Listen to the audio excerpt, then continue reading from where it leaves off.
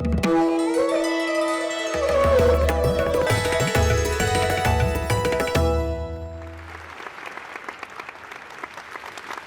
बहुत बहुत स्वागत है आपका ई साहित्य आज तक हमारी इस खास पेशकश में। आपके साथ मैं हूं मीनाक्षी कंडवाल और आज दिन भर आप साहित्यकारों के, लेखकों के विचार लगातार सुनते ही आ रहे हैं। और मेरे साथ इस वक्त एक बहुत ही ख़ास मेहमान मौजूद हैं। और जब भी बात आती है परिचय देने की, इंट्रोडक्शन देने की, तो मुझे हमेशा ये लगता है कि राष्ट्रीय पुरस्कार, जो सम्मान मिले, जो प्रशंसाएँ मिली, उससे आगे बढ़कर मैं उनके बारे में क्या कहूँ। लेकिन मैं उनके शब्दों में ही उनका जो है परिचय आपको देना चाहूँगी, क्योंकि हमेशा मुझे लगता है ये शब्द सबसे मुफीद हैं। मैं इसलिए नहीं लिखता हूँ कि तुम मुझे पढ़ो, मैं इसलिए लिखता हूँ कि मैं कुछ कहूँ। लिखा है स्वानंद किरकिरे ने, और स्वानंद किरकिरे जुड़ गए हैं हमारे साथ। स्वानंद जी, बहुत बहुत स्वागत है आपका ई साहित्य आज तक में। हेलो, नमस्कार, धन्यवाद, बहुत बहुत धन्यवाद आपका, जो आपने मुझे कभी लगा नहीं था कि इस तरह से हम लोग ई साहित्य आज तक करेंगे। हर साल साहित्य आज तक आता हूँ और जो माहौल रहता है वो मतलब वो उसका वर्णन करना आसान नहीं है। इतने लोग होते हैं वहाँ पे, तो आज इन हालात में हम लोग साथ नहीं, लेकिन हमने बिल्कुल कोशिश यही की है कि हम बेशक ऐसे फेस टू फेस ना मिल पाएँ, लेकिन टेक्नोलॉजी के ज़रिए इस माहौल में इस तरह से बात की जाए कि कम से कम विचार जो हैं आगे पहुँचे और एक पॉजिटिविटी इस निराशा भरे माहौल में, जब कोविड संक्रमण से पूरी दुनिया जूझ रही है, तो वो पॉजिटिव और सकारात्मक ऊर्जा लोगों तक पहुँचे। और देखिए, जिन जिन शब्दों का मैंने आप ही के शब्दों का जिक्र किया, जब आप ये कह रहे हैं कि मैं इसलिए लिखता हूँ कि मैं कहूँ, तो लॉकडाउन का जो ये समय था, ये समय आपके लिए कैसा रहा? क्या नया सोचा, क्या महसूस किया, क्या नया लिखा? जी, बहुत कुछ। देखिए, ये तो एक ऐसा समय है जो हमने कभी जिंदगी में सोचा नहीं था कि हमारी जिंदगी में आएगा। कभी ये नहीं सोचा था कि इस तरह से अपने ही घरों में बंद हो जाएंगे हम लोग। तो मेरी घर की खिड़की के बाहर ना एक पेड़ है और उसके ऊपर अचानक से चिड़िया दिखने लगी, और ऐसी ऐसी चिड़िया दिखने लगी जो मैंने कभी पहले देखी नहीं थी। तो मैंने कुछ 4 लाइनें उसके बारे में लिखी थी। मुझे शुरुआत में लॉकडाउन जब हुआ था, तो मैंने ये जो लाइनें लिखी थी वो ऐसी थी कि मैं हूं कैद, हम है कैद खिड़की में, वो डालियां फुदक रहे। मैं हूं कैद खिड़की में, वो डालियां फुदक रहे, चहक रहे, किलक रहे, देखो कितना हंस रहे। चंद दिन यूं ही रहो, कर रहे गुजारिश है, और हमको कैद रखना ये शायद पंछियों की साजिश है। वाह, हमको कैद रखना ये पंछियों की साजिश है। तो मुझे लगा था कि ये कुदरत की साजिश है कि हमको उसने घर में बंद किया है और कहा है कि मैं जरा अपने आप को रिपेयर करती हूँ, मरहम पट्टी करती हूँ, आप जरा घर में रहिए अपने। अब इन सबसे अलग देखिए, कुदरत ने जिस तरह से अपने आप को हील किया, वो तस्वीरें हमने देखी, लेकिन मुझे लगता है ये टाइम अपने आप में ऐसा था जब इंसान भी खुद को भीतर से हील कर रहा था। जो भागदौड़ भरी आपकी ज़िंदगी थी, उस ज़िंदगी से अलग एक ठहराव हमारे पास आया था। एक पॉज बटन जो है वो नेचर ने या परिस्थितियों ने ऐसा दबाया कि बहुत कुछ सोचने समझने की ज़रूरत इस वक्त में पड़ी।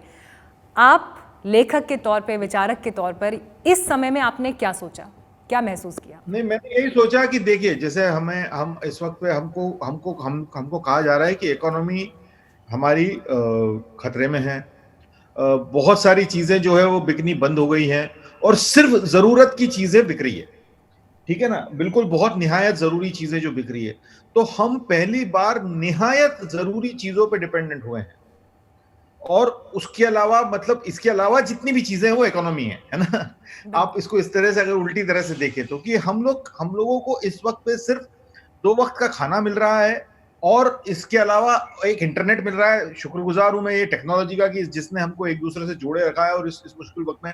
लेकिन ये इंटरनेट, बिजली और जरूरत की चीजें, खाना, इसके अलावा हमें, और दवाइयां, इसके अलावा हमें और कुछ जीने के लिए चाहिए नहीं, हमें ये बता रहा है। ये महंगे परफ्यूम्स, ये महंगे कपड़े सब घर में रखे रह गए हैं, सब आज हमारे किसी काम के नहीं है इस वक्त पे। तो मुझे लग रहा है कि हाँ, ये बिल्कुल एक अंदर की तरफ झांकने का एक मौका हमको कुदरत ने दिया है, हमको कि भाई फिर एक बार पहचान लो कि हमारे लिए जरूरी क्या है। वो धान उगाने वाला किसान और हम, इससे ज्यादा कोई ज्यादा जरूरी चीजें हैं नहीं दुनिया में। सब मोह सब माया। और आपने तो चरण सब कमल मोह सब जो माया। लिखा है, आपकी कलम से निकले ये शब्द जबरदस्त वायरल हैं इस वक्त। लॉकडाउन को लेकर हाँ चरण कमल कैसे कंट्रोल में रहें, ये बड़ा संदेश दे दिया आपने। हाँ, मैं ऐसे ही कुछ लिख रहा था तो वो गीत बनाया, राम संपत के साथ में एक गीत बनाया है, तो वो गीत चल रहा है इन दिनों, उसके बारे में बात चल रही। तो वो शुरुआती दौर में ही किया था लॉकडाउन के, और लॉकडाउन में ही यही था कि मतलब हमको क्या करना है, तो उसके बारे में तो आप कहें तो मैं गुनगुना दूं वो गाना सुनाइए ना थोड़ा। Please please. वो थोड़ा सा तंजिया है हमारे भारतवासियों के लिए। वो वैसे मुझे ना जज्बाती कोयल की आवाज भी सुनाई दे भारतवासी। रही है। मेरे पीछे कोयल की आवाज तो लगातार चल तो रही है, यहाँ पे ये मतलब वो प्राकृतिक धुन जो है वो आपको आपके इस शब्दों के लिए मिल गई। ओ जज्बाती भारतवासी, मन की लगाम को आज तू कस ले। इच्छाएं जो उबल रही, उन्हें संयम के ढक्कन से ढक ले। दूजे के खातिर जीने में कितना मजा है, आज तू चख ले। अरे अब हम अपनी नहीं तो देश की खातिर, तेरे चरण कमल काबू में रख ले। तेरे चरण कमल काबू में रख ले।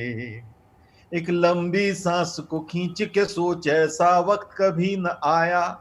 एक अदृश्य से दुश्मन ने हम सबको कितना डराया। मुश्किल में है व्यापार, मंदा है कारोबार। वायरस सिस्टम में आया, यूं के पॉज हुआ संसार। क्या इसमें कोई सबक सिखा है, क्या इसमें कोई सबक छिपा है, तू हालात को जांच परख ले। हम सब सारे जुड़े हुए हैं, ये ही सच है, गांठ में रख ले। हाथ हाथ न छूना, दिल को छू ले। ऐसी मिसाल तू सामने रख दे, तेरे चरण कमल काबू में रख ले। ऐसा एक गीत मैंने लिखा था लॉकडाउन को लेके, बहुत खूब, बहुत खूब। कि जरा संयम के जो इच्छाएं उबल रही हैं, उनको संयम के ढक्कन से ढक लो भाई, थोड़ा थोड़ा रह लो घर में। वो जो ठेकों पे भीड़ दिखी थी ना मुझे, तो मैं घबरा गया था। देखिए, ये परिस्थितियाँ ही हैं जो अपने आप में अपने अंदर कई संदेश छिपाए रखे हैं, और ऐसे में बहुत हद तक हमारे ऊपर निर्भर करता है कि हम कैसे उसे अपने भीतर आत्मसात करते हैं, हम उसे कैसे ग्रहण करते हैं। लेकिन आपने भी तस्वीरें देखी होंगी। देखिए, ये बातें हम लोगों के लिए ज़रूरी हैं कि हम घरों में रहें। जितना ज़रूरी है सामान लेने के लिए बाहर जाना है, कोई भी और काम जो एसेंशियल है उसी के लिए बाहर निकलें। लेकिन सड़कों पर, हाईवेज़ पर बहुत सारे प्रवासी मजदूर भी हैं, और मुझे ऐसा लगता है कि जब ये टाइम बीत भी जाएगा ना, शायद हो सकता है हम आंकड़ों के ज़रिए, तस्वीरों के ज़रिए उन चीज़ों को याद रखेंगे, लेकिन उससे भी बड़ी बात जो हमें मिलेगी वो लेखकों और साहित्यकारों के शब्दों में मिलेगी। वो पीड़ा, वो दर्द जो अलग अलग लोग अपनी कविताओं के ज़रिए या मज़दूरों की तकलीफ़ों को अपने शब्दों के ज़रिए कह रहे हैं। ऐसे ही शब्द मैंने देखा कुछ दिन पहले आपने भी अपने सोशल मीडिया अकाउंट पर शेयर किए थे। हाँ, मैंने कुछ चीज़ें शेयर की थी। मैंने एक चीज़ तो शेयर की थी कि जब हाथ हुए हैं नाकाम बेकाम, तो चल पड़े हैं पाँव। जब हाथ हुए हैं नाकाम तो चल पड़े हैं पाँव। अब मेरे को एग्जैक्टली नहीं, पर मैं एक कविता आपको और सुनाता हूँ जो मैंने लिखी थी। वो मैंने शेयर नहीं की है, लेकिन वो मेरे को लग रहा है कि मेरे को सुनानी चाहिए इस वक्त पे। कि शहर कैद है घर में अपने, गांव चल पड़ा पैदल। शहर कैद है घर में अपने, गांव चल पड़ा पैदल। मेरे देश के हाथ में स्मार्टफोन है, पाँव में टूटी सैंडल। शहर कैद है घर में अपने, गांव चल पड़ा पैदल। मेरे देश के हाथ में स्मार्टफोन है, पाँव में टूटी सैंडल। इसका दोष उसका दोष, दोष तो है पर नहीं है हल। इसका दोष उसका दोष, दोष तो है पर नहीं है हल। और सच और झूठ के बीच में है बेईमानी बहस की दलदल। और जो आप कह रही है ना कि कविताएं लिखी जाएंगी और ये लिखा जाएगा, लेकिन मुझे बार बार ये बहुत पहली बार ऐसा लग रहा है कि चाहे कितनी कविताएं लिख ले कवि, इस पाप से ना बच पाएगा। ये खुददारी का मंजर है, तुझे नींदों में सताएगा। तेरे घर की ईंटें जिसने रची, वो निकल पड़ा है अपने घर। तू है कैद घर में अपने और गांव चल पड़ा पैदल। तेरे हाथ में स्मार्टफोन है और एक के पांव में टूटी सैंडल। तो एक ऐसी बात मैंने लिखी थी, मैंने सोचा आप लोगों के साथ शेयर कर लूँ। इनफैक्ट आपने कहा कि एक पाँव में टूटी सैंडल, हमने तो ऐसी भी तस्वीरें देखी जहाँ पर पैरों में चप्पल भी नहीं थी, पैरों में छाले थे, पल भी और उन्हीं छालों के छाले साथ हैं जो है पूरे के पूरे परिवार जो है पलायन करते चले गए, आगे बढ़ते चले गए। जब ये तस्वीरें स्वानंद आपने देखी, चाहे सोशल मीडिया पर, खबरों में, टीवी चैनल्स पर, आपके जहन में उस वक्त क्या आया?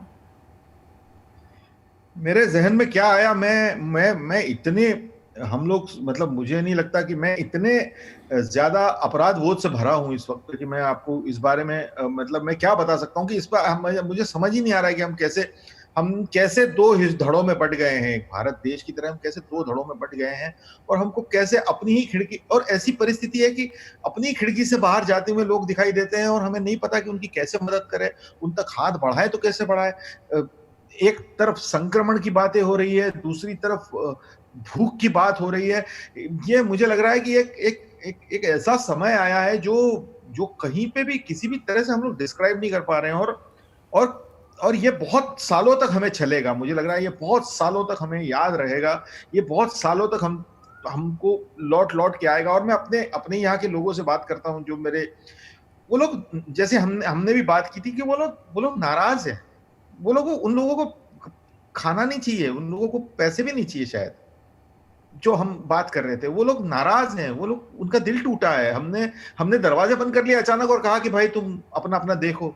ऐसे नहीं होता, ऐसे नहीं होना होता है। तो पता नहीं वो, मतलब ये मैं इसका मुझे बहुत बहुत बहुत बहुत दिक्कत हुई है इस बात से, और मैं अकेला नहीं हूँ, शायद हम सबको बहुत दिक्कत हुई है इस बात से। और खुद मैं भी जब अपना अनुभव आपके साथ साझा कर रही थी कि जब हम वो तस्वीरें, वो चेहरे देखते हैं, तो उन चेहरों में मदद के लिए सवाल नहीं होते हैं। वो ये चाहते हैं कि हमें जहाँ जाना है हम वहाँ पहुँच जाएं अपनी मंजिल तक। उनके चेहरे पर एक सेल्फ रिस्पेक्ट, एक आत्मनिर्भरता जिसकी चर्चाएं सब जगह हो रही हैं, वो आत्मनिर्भरता उनके चेहरों में, उनके जज्बों में दिखाई देती है। तो जिस आत्मनिर्भरता की चर्चा हो रही है वो सिर्फ वहां दिखाई दे रही है, मुझे लग रहा है, और कहीं वो आत्मनिर्भरता नहीं दिखाई दे रही कि एक आदमी अपने को बैल की तरह जोत लेता है बैलगाड़ी में। वो एक आदमी, एक लड़की जो अपने पिता को बिठा के चल पड़ती है साइकिल से हजारों किलोमीटर की यात्रा करने। 1600 ये कोई मतलब ये झांसी की रानियां हैं नए समय की। मुझे लगता है ये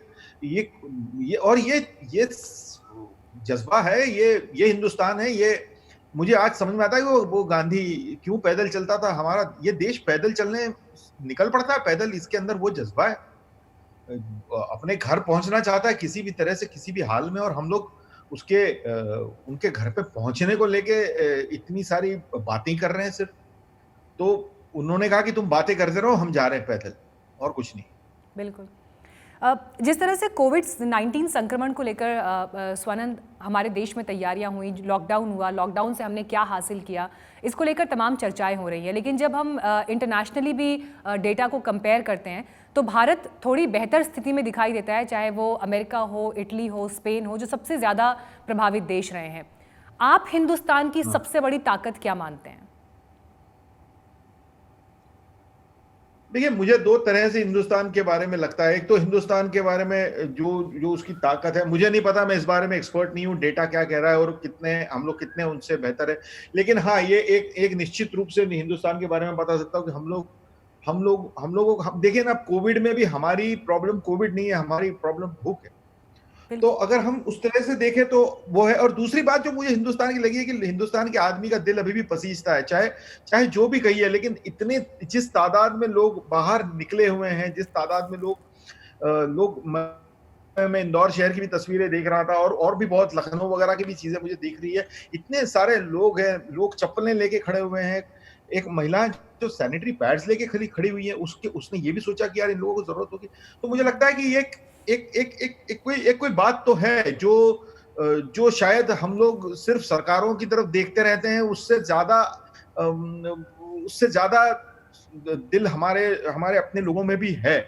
वो उस तरह से निकल पड़ते हैं। कुछ लोग रास्तों पे निकल आए हैं, कुछ लोग रास्तों पे मदद का हाथ बढ़ा निकल आए हैं। तो कुछ तो है, और कुछ तो है जो हम समझते भी है, जो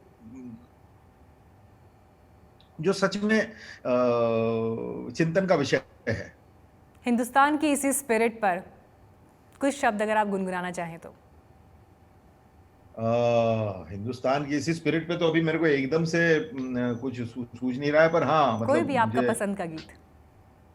मैं हिंदुस्तान के लिए अपना एक गीत गा देता हूँ। मैं ऐनक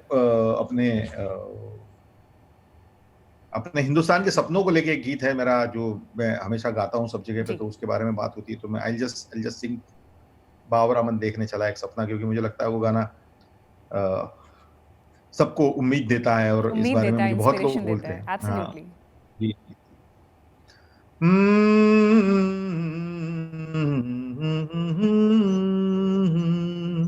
बावरामन देखने चला एक सपना, बावरामन देखने चला एक सपना, बावरे से मन की देखो बावरी है बातें, बावरी सी धड़कने हैं, बावरी है सांसें, बावरी सी करवटों से निंदिया दूर भागे, बावरे से नैन चाहे बावरे झरोखों से, बावरे नजारों को तकना, बावरा मन देखने चला एक सपना, बावरे से इस जहां में बावरा एक साथ हो। मैं ये हिंदुस्तान की स्पिरिट के लिए ये अंतरा है। बावरे से इस जहां में बावरा एक साथ हो, इस सयानी भीड़ में बस हाथों में तेरा हाथ हो, बावरी सी धुन हो कोई, बावरा एक राग हो, बावरे से पैर चाहे बावरे तरानों के, बावरे से बोल पे थिरकना, बावरा मन देखने चला एक सपना। वाह, बहुत खूब, वाह, बहुत खूब। हाथों में तेरा हाथ हो, और ये साथ जिसकी ज़रूरत है, और जो बावरा मन सपना देखने चला है, वो सपना इस वक्त तो यही है कि संक्रमण के इस दौर से पूरी दुनिया बाहर निकले और एक बार फिर से ज़िंदगी मुस्कुराए। फिर से हम लोग, अ, बिल्कुल बिल्कुल बिल्कुल, हम फिर से उसी उसी तरह से जिंदगी को जिए, थोड़ी ज्यादा जिम्मेदारी से, थोड़े और ज्यादा समझदारी से, थोड़ा ग्रेविटास के साथ हम फिर से जिंदगी जिए। मैं थोड़ा सा आपको पीछे लेकर जाना चाहूँगी इस वक्त स्वानंद, बिल्कुल। क्योंकि 2 से 3 महीने के इस समय में कोविड संक्रमण में जो कुछ हुआ, हमने इरफान खान, ऋषि कपूर जैसे अभिनेताओं को खोया भी, और इरफान खान जिस तरह से इस दुनिया से गए, वो लोगों को पूरी तरह से तोड़ कर रख गया, क्योंकि उनके किरदारों को लोगों ने जिया है, उनके उनके अभिनय को लोगों के दिलों के जितना करीब उनका अभिनय है, मेरे पास तो शब्द नहीं है उसको बांधने के लिए।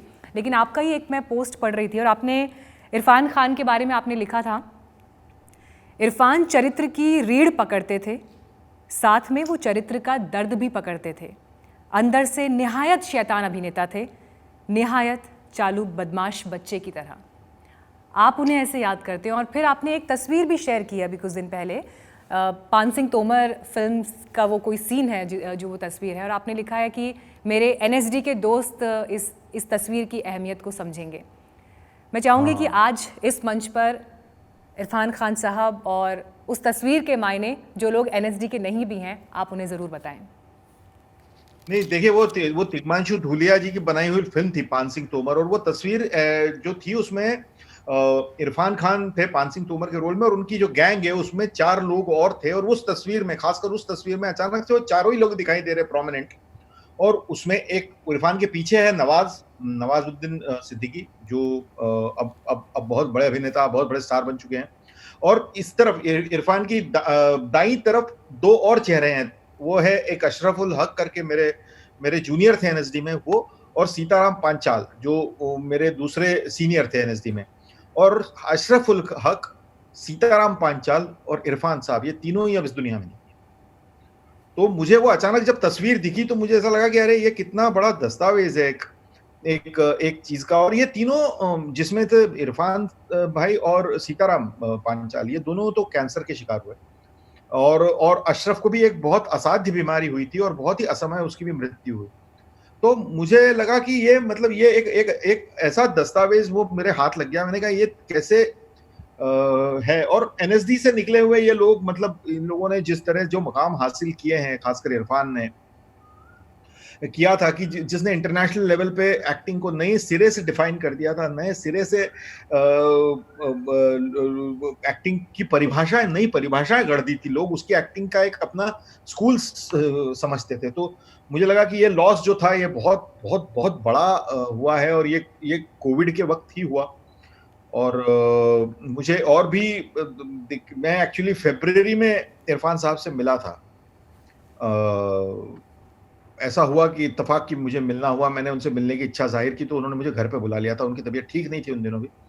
और मेरा हालांकि उनका बहुत ज्यादा वैसे व्यक्तिगत बहुत दोस्ती थी, मैं नहीं कहूंगा, लेकिन हाँ वो मैं उनका बहुत बड़ा फैन था। मैं उनका जूनियर भी था एनएसडी से, और उनको मेरा गीत बहुत पसंद था और वो लगातार उस गीत के बारे में जब भी मिलते थे ना उस गीत के बारे में बात करते थे मेरे से। कौन सा तो गीत? मेरा गीत ओरी चिरैया वो उनको बहुत ही पसंद था। ओरी चिरैया नन्ही सी चिड़िया अंगना में फिरा जा रहे। हेलो जी जी मैं सुन रही हूँ। हाँ, तो उस गीत के बारे में वो हमेशा मुझसे बात करते थे। तो उस बार भी उन्होंने मुझसे कहा था कि यार स्वानंद, वो तुम्हारा गाना मैं अपनी फिल्म में लेना है, उसके जैसा एक गाना मेरी फिल्म के लिए करना है। वो जो नई फिल्म उन्होंने जो बनाई थी अंग्रेजी में, उसके बारे में बात कर रहे थे कि उसके लिए उस तरह का एक गाना, क्योंकि उनकी बेटी के बारे में ही वो गाना पिता था। और बेटी के ऊपर की पूरी कहानी है। जी बिल्कुल। हाँ, और वो भी मेरा गीत भी ओरी चिरैया जो है वो बेटियों के बारे में ही है। तो उस तरह की बात हुई थी, और उसके बाद में फिर मैं आ गया, और उसके बाद में फिर ये खबर आई कि ये इस तरह की घटना हो गई, और ऐसा लगा कि ये नहीं होनी चाहिए थी।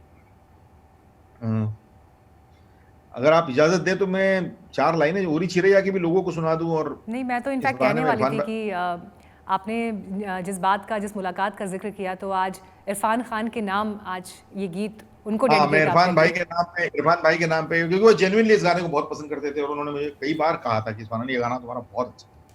तो मैं इरफान भाई आपके लिए ये गीत है ना, आप जहां भी हैं बस। ओ ओरी चिरैया,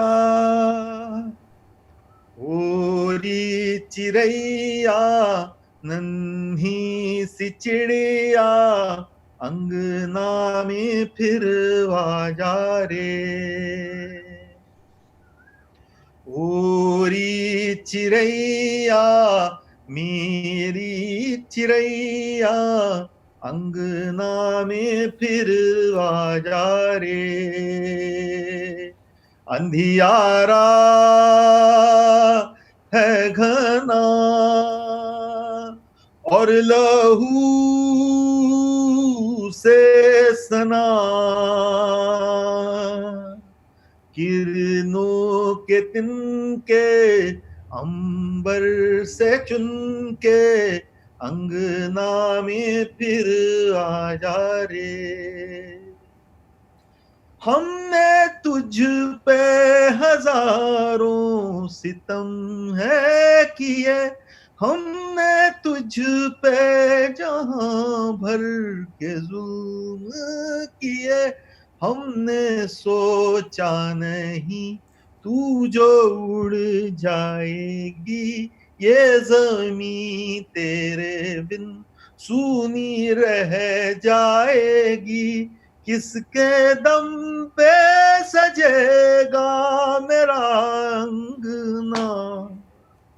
ओरी चिड़ैया नन्ही सी चिड़िया अंगना में फिर आ जा रे।